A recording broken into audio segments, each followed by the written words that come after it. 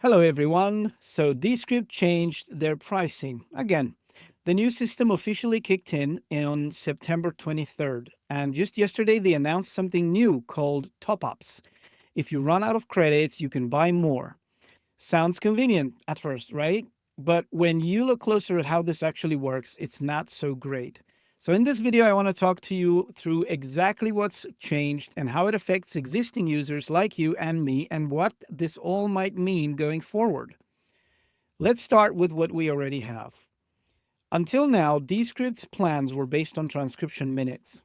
So you had the hobbyist plan for 10 hours included, creator for 30 hours, and business 40 hours.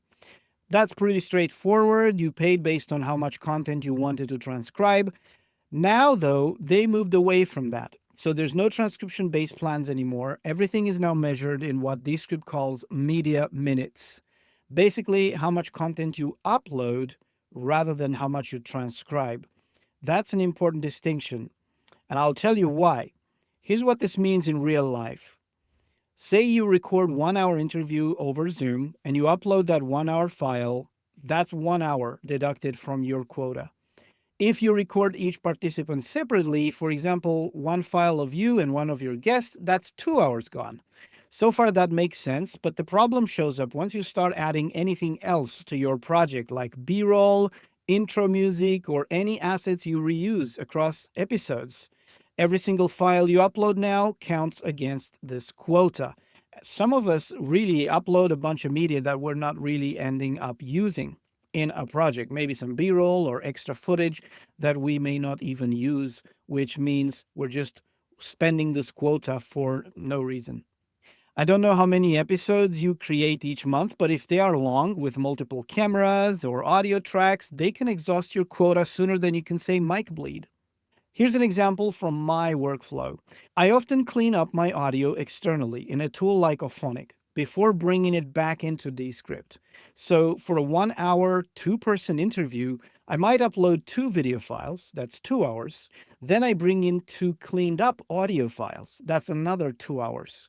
So that single 1 hour interview now counts as 4 hours of media. Under the old plan, that would have been 2 hours because I was only transcribing the clean audio files. So effectively, I'm now paying double for the exact same workflow. Now, Descript say that this is not a common scenario. Not a lot of people do this. I don't know. I beg to differ. Then there's the change to AI credits. Previously, if you're on a paid plan, features like studio sound, filler words removal, or shortening gaps were included. You could apply them freely to your media. After all, some of them are just based on the transcript, which you have already paid for.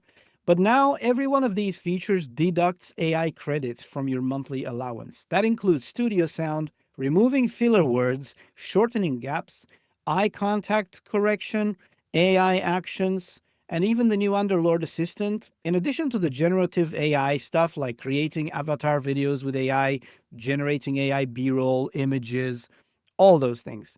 I understand those are not free. If you run out of credit, you'll have to buy more using these new top ups. So, which, in my opinion, are not cheap. Even features that used to feel part of the plan now are metered. I'm not expecting this stuff to be free, but be reasonable. So, how much are these top ups? If you exceed your monthly media limit, which is according to your plan, Descript now offers 3 tiers of media hour top ups. 5 hours for $25, which is $5 per hour of media. 20 hours for $80, that's $4 per hour of media. And then finally, 50 hours for $150, which means $3 per hour of media uploaded.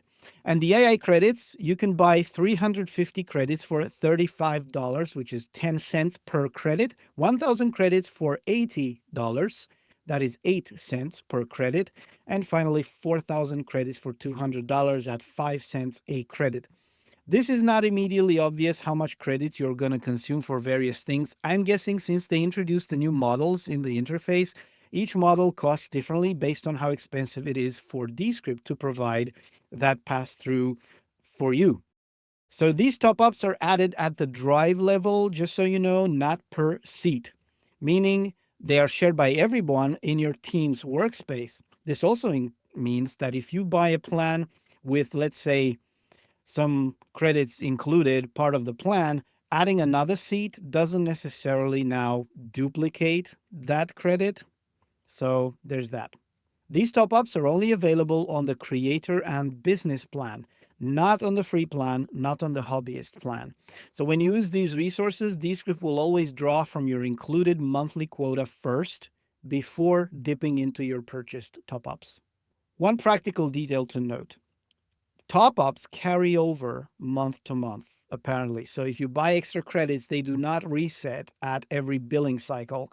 You keep them for 12 months. They do expire after 12 months, so you need to plan your usage or they will eventually time out. Descript says that these are top ups are meant for temporary usage spikes, not as a long term substitute for upgrading the plan.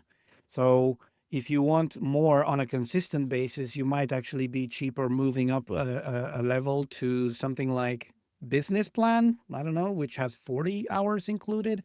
That might not be enough for you either. So I don't know.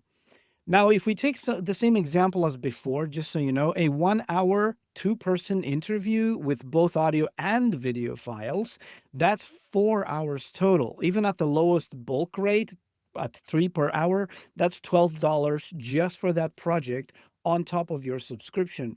At the standard rate of $5 an hour, it's $20 extra for one project outside of your included quota. For small creators or podcasters, that adds up quickly, but maybe if you exceed your monthly quota, Descript doesn't consider you a small creator anymore, right? So, to be fair, I try to understand the business rationale. Storing and processing large media files plus running AI features cost money. So, bandwidth, cloud storage, and compute, all of this adds up. From the user's perspective, though, this feels like losing flexibility. So, paying more for the same workflows we've relied on for years. This is a big shift away from what many users liked about the product.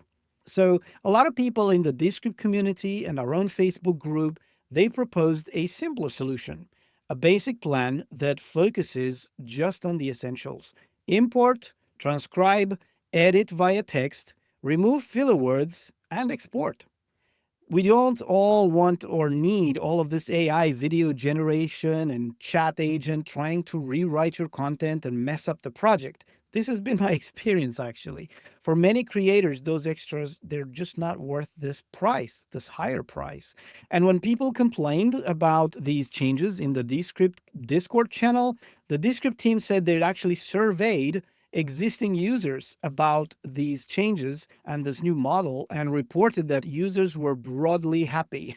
Honestly, I'd like to meet those customers who agree with this pricing shift because from everything I'm seeing, that's not the general sentiment. For long-time customers, myself included, I've used Descript for years, and this is especially frustrating. In the past, Descript grandfathered all older plans to loyal customers so they could keep their pricing. This time, they've announced that by the end of 2025, everyone, including legacy users, will be migrated to the new pricing scheme. So there's no special treatment for longtime supporters, and that really stings. If you want to check that plan you have, go to settings, go to plan, and you will see the plan you're currently on. And yes, that's also where the cancel subscription button lives. Now, naturally, many creators are now looking for alternatives. I haven't tried them all, but one strong contender is Riverside FM. And this video is not sponsored by Riverside, but they've made a lot of progress. And now they offer many of the same features, including transcript based editing, which is what made Descript amazingly attractive in the first place. What Riverside does well is you have strong remote and in-person recording quality. So this has been reliable. I've used it for years and it has never failed for me. Live streaming, you can do that with Riverside. Automatic clip extraction for social media or manual if you want. You can automatically add intros and outros and logos. And transcript-based editing, you have that with filler words and silence removal, and also manual corrections if you need to make those. And they also have an integrated AI assistant called Creator or Co-Creator, actually. kind of like Underlord. So the one major feature that Riverside is still catching up on, in my opinion, is multi-track assembly, kind of like Descript's sequences, where you can add your own file and put them all in a multi-track sequence or timeline and edit with that. But I think they are already working on that. It's reportedly on the way. So that's going to be coming soon. Depending on how you work, Riverside might already cover most of your needs. In my coaching call, I often train students who pay for both Riverside and Descript, and they just haven't realized that Riverside already does everything they need. Maybe they just had a plan for a while, and Riverside is catching up. In the last year, a lot of new features came out. So now, pretty much, you can do some of the fundamental stuff that Descript was doing in Riverside. So yeah, the new Descript pricing definitely changes things, and in not small ways. Personally, I'm expecting to pay more according to the workflows that I have. I don't know by how much yet. Descript offered if you contact support to ask them what your usage has been in the last couple of months so that they can assess if you're going to go over these quotas or not. So you can go to help.descript.com and ask them. Personally, I think they could have done this before making these prices official, but anyway. Descript also claims that only about 2% of the user base is going to be affected by these new quotas. Maybe they're right because, of course, they have the data behind the scenes. I don't. This remains to be seen. So I'm curious what you think. Will you stick with Descript and absorb the cost, or maybe pass it on to your clients? I don't know. Or are you looking for alternatives? Drop your thoughts in my comments. Tell me how you use Descripts and whether these changes affect your workflow. And if this breakdown helped you clarify things, maybe please like this video and subscribe because I'm not going to stop creating tutorials with Descript, with Riverside, with Camtasia, all those things. So I have to do it. I have students I need to coach. But yeah, I'm curious what your thoughts are about this. Thank you very much for watching, and I will see you in the next one.